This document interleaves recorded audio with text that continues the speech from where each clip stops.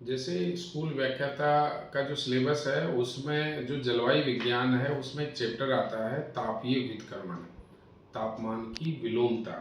तो सबसे पहले अपन जब इस टॉपिक को देखेंगे तो कौन कौन सी बातें इसमें पढ़ते हैं कि सबसे पहले ये पता होना चाहिए कि जैसे तापमान की विलोमता क्या होती है, ये इसके प्रकार क्या होते हैं और उन प्रकारों का वितरण कहाँ कहाँ होता है, मतलब कौन सी विलोमता कहाँ कहाँ पाई जाती है, तो वर्ल्ड में उसका इफेक्ट एरिया कौन कौन सा है। ये जो विलंबताएं होती है यानी व्युत्क्रमण कंडीशन जो होती है, ये मौसम और जलवायु को कैसे इफेक्ट करती है। तो आज के टॉपिक में अपन इस बात को डिस्कशन करेंगे कि तापीय विलोमता क्या है, उसके प्रकार कौन कौन से हैं, इसका इम्पोर्टेंस क्या है। तो सबसे पहले देखें कि तापीय विलोमता क्या है यानी इन्वर्जन ऑफ टेम्परेचर क्या है। तो सामान्यतः ये जो घटना है इन्वर्जन ऑफ टेम्परेचर की, ये स्पेशली ट्रोपोस्फीयर से ज़्यादा जुड़ी हुई है यानी शोभ मंडल से। बाकी समताप मंडल में भी ये घटना है। अब शोभ मंडल में जब आप सामान्य दशा अगर देखें तो शोभ मंडल में ऊंचाई के साथ जब अपन आगे बढ़ते हैं, ऊंचाई के साथ बढ़ते हैं तो तापमान में कमी आती है। इसको सामान्य तापक्षय दर कहा जाता है, नॉर्मल लैप्स रेट। और ये जो रेट होती है 0.65 डिग्री सेंटीग्रेड पर 100 मीटर, या यूं कह सकते हैं कि 0.65 डिग्री 6.5 डिग्री सेंटीग्रेड पर 1000 मीटर। लेकिन अलग अलग इन्वायरमेंट में जब जाते हैं, जैसे सहारा के ऊपर जाएंगे, ग्रीनलैंड के ऊपर जाएंगे, मानसून एशिया के ऊपर अगर अपन ऊंचाई के साथ जाएं तो इसके तापमान के घटने की दर अलग अलग अपन को मिलेगी। तो जो अलग अलग तापमान के घटने की जो दर होती है अलग अलग क्षेत्र में या अलग अलग पर्यावरण में, तो इसको कहते हैं इन्वायरमेंटल लैप्स रेट यानी पर्यावरणीय ह्रास दर।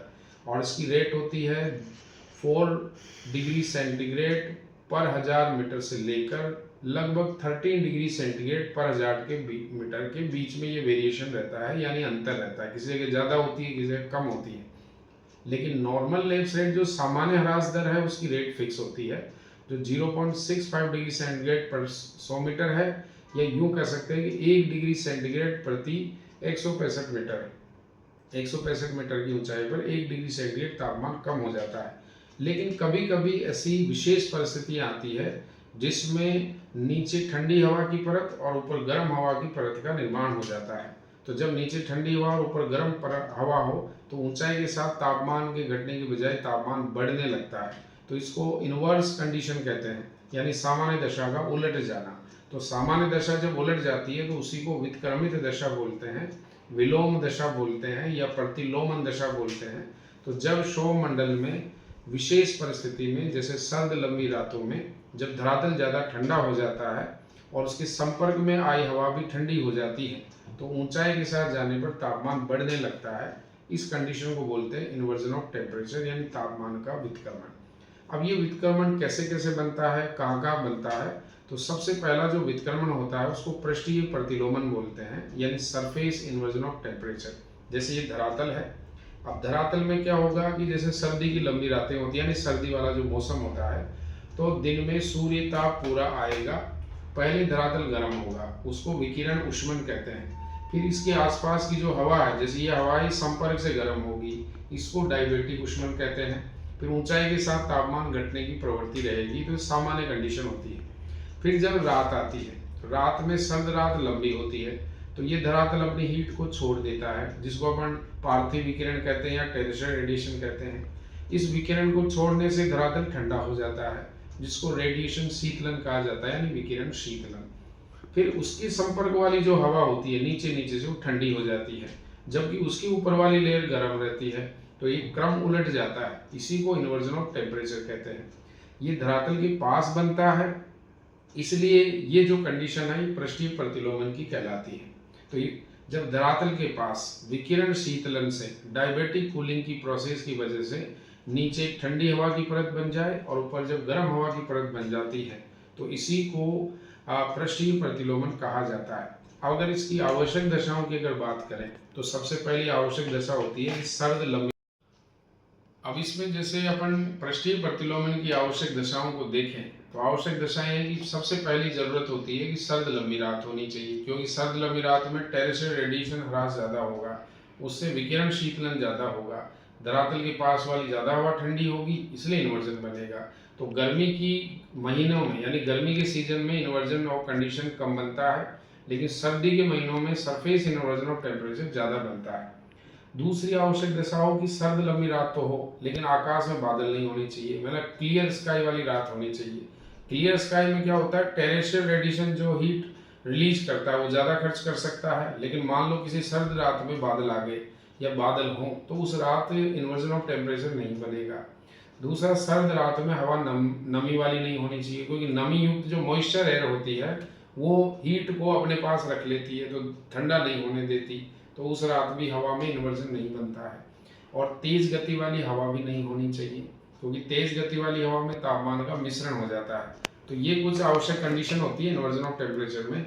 सर्द लंबी रातें हो, आकाश साफ होना चाहिए, मेघाच्छादित नहीं होना चाहिए, तेज गति वाली हवा नहीं होनी चाहिए, शांत पवन संचार होना चाहिए, और इन कंडीशंस में हिमाच्छादित धरातल होना चाहिए। जहाँ आइस फैली होगी तो रिफ्लेक्शन ज़्यादा करेगी दिन में भी, तो रात में ज़्यादा ठंडापन आएगा, तब इन्वर्जन कंडीशन अच्छी बनेगी। एक होता है इन्वर्जन अपर एटमॉस्फेयर इन्वर्जन, ऊपरी वायुमंडलीय इन्वर्जन। ये होता है ट्रोपोपाज के पास, क्योंकि सौर मंडल होता है ठंडा, और सौर मंडल के ऊपर जो समताप मंडल है वो ओजोन गैस के कारण गर्म रहता है, तो यहाँ पर भी इन्वर्जन की कंडीशन बनती है।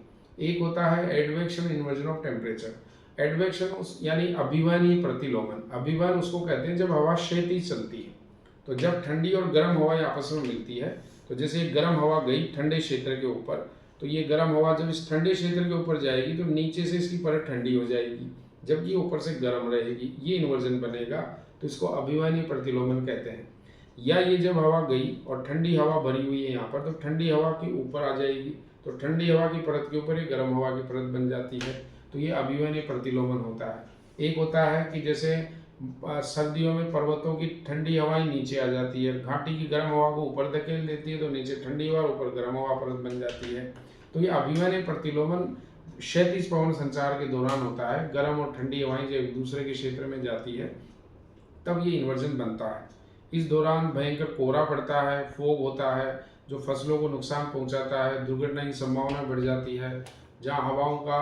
और एक जो चौथा इन्वर्जन होता है वो है यांत्रिक प्रतिलोमन, मैकेनिकल इन्वर्जन ऑफ टेम्परेचर। इसमें क्या होता है, जब हवा ऊपर उठती है, अचानक ऊपर चली जाती है, तो ठंडी हवा के पास जाने से वो ठंडी हवा उसके नीचे आ जाती है, तब इन्वर्जन बनता है। जब हवा नीचे उतरती है तो सिकुड़ती है, गर्म हो जाती है, तब इन्वर्जन बनता है।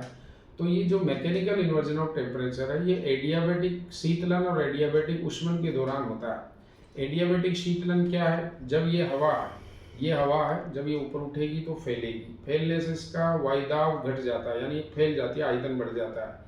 तो जब फैल जाती है इसको वायुदाब में कमी आ जाती है, जिससे ये हवा ठंडी हो जाती है। ये ध्यान रखना है, एडियाबैटिक जो शीतलन है उसमें तापमान न लिया जाता है न दिया जाता है, स्वयं हवा ही ठंडी हो रही है। और जब हवा नीचे उतरती है तो ये फैली हुई हवा नीचे आएगी तो सिकुड़ जाएगी, सिकुड़ने से इसका वायुदाब बढ़ जाता है, वायुदाब बढ़ने से इसका तापमान बढ़ जाता है। इसको एडियाबैटिक हीटिंग बोलते हैं। एडियाबैटिक उष्मन और एडियाबैटिक शीतलन के दौरान जब ठंडी हवा की परत और उसके ऊपर गर्म हवा की परत बन जाती है तो इसको तापीय वितक्रमण कहते हैं। और ऐसा होने पर ज़्यादातर तो जब भी वितक्रमण की दशा बनती है, यानी ऐसा कंडीशन बन जाए कि नीचे ठंडी हवा की परत हो, ऊपर गर्म हवा की परत हो, तो इस दशा में वायुमंडल में वर्टिकल मूवमेंट खत्म हो जाता है, मतलब हवा का ऊर्ध्वमुखी संचलन बंद हो जाता है। जैसे हवा ऊपर उठ नहीं पाती क्योंकि ठंडी हवा नीचे, गर्म हवा ऊपर है, और उस दौरान शुष्क दशा बनती है। मतलब जिन एरिया में इन्वर्जन ऑफ टेम्परेचर बनता है, चाहे किसी भी कारण से बना हो, वह वायुमंडल में स्थिरता आ जाती है, स्टेबिलिटी आ जाती है एटमॉस्फेयर में, और शुष्क दशा को दिखाएगा। ज़्यादातर मरुस्थल हवाओं के अवतलन क्षेत्र में इसलिए मिलते हैं क्योंकि वहाँ मैकेनिकल इन्वर्जन ऑफ टेम्परेचर भी बनता है। और कोहरा पड़ने से, धुंध छाने से, पाला पड़ने से कई बार फसलों को नुकसान होता है। तो मानव अधिवासों को और जलवायु दशाओं को ये कंडीशन इफेक्ट करती है। तो फर्स्ट ग्रेड में कॉलेज व्याख्याता में एक इम्पोर्टेंट चैप्टर है इन्वर्जन ऑफ टेम्परेचर, तो आप इसको पॉइंट वाइज अच्छे से तैयार कर सकते हो, डिस्कशन कर सकते हो। फिर इसमें जो शब्दावली आई उनको अच्छे से जानो, जैसे एडियाबैटिक शीतलन क्या है, एडियाबैटिक उष्मन क्या है, रेडिएशन कूलिंग क्या है, रेडिएशन हीटिंग क्या है, दिन कैसे गर्म होता है, रात कैसे ठंडी होती है, सर्दी में ठंडक कैसे बढ़ती है, गर्मियों में गर्माहट कैसे बढ़ती है, महाद्वीप की तुलना में महासागर कम ठंडे क्यों होते हैं, और महाद्वीप भाग ज़्यादा गर्म और ज़्यादा ठंडा क्यों हो जाता है, रेंज ऑफ टेम्परेचर ज़्यादा क्यों मिलता है, ये सारी घटनाएं आपस में जुड़ी हुई हैं। Thank you.